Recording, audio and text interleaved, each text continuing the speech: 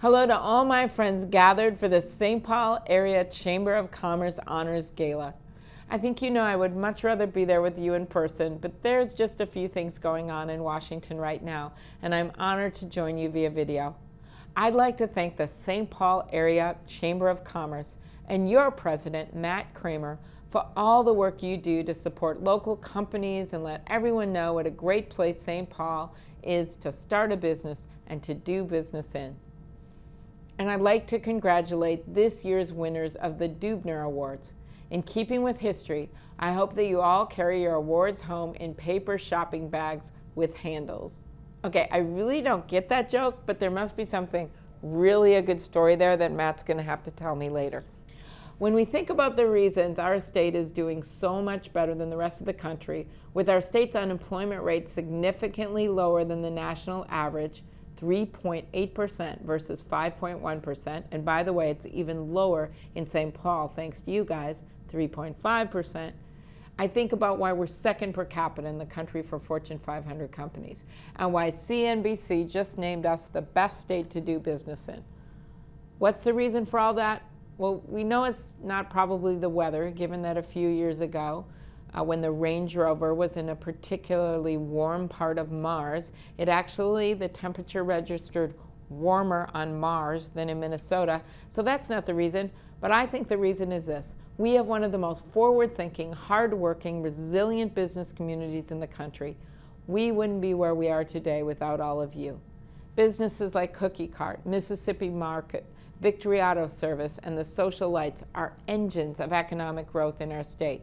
You're not just baking delicious cookies, selling fresh, nutritious food, getting drivers back on the road, and helping brands get noticed.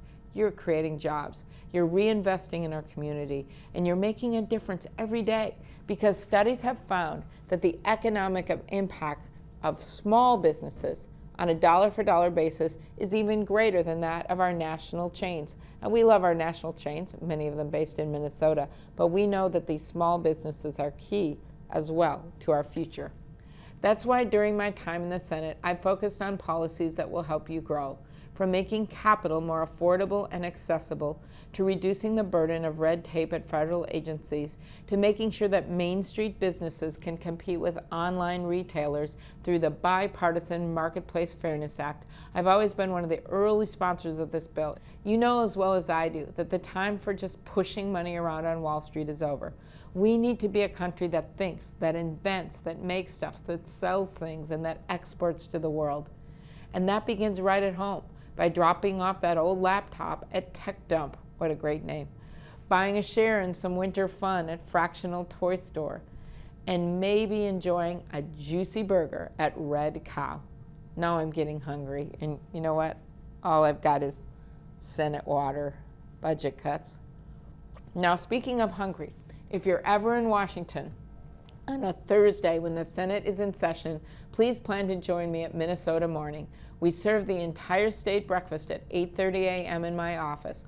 Call ahead to RSVP. If you have a bunch of you coming and you tell me you're coming from the St. Paul Chamber, maybe we'll even try to get a St. Paul bakery to send us some things. Or if you're really lucky, we'll get some Spam Puffs from down in Austin.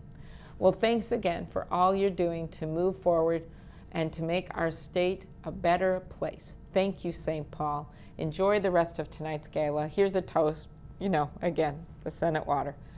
You deserve it. Have fun tonight.